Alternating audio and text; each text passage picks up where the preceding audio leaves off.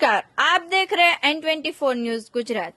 सूरत शहर में प्रोहिबिशन का गणनीय केस खोज निकालती Maidarpura police surveillance team.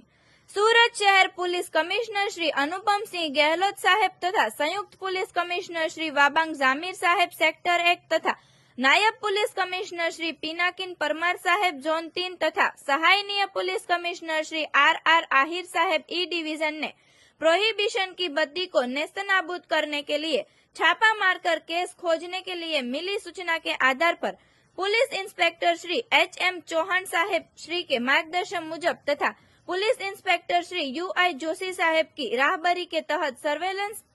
PSI HR Chaudhary saheb तथा सर्वेलेंस स्टाफ ने प्रोहिबिशन के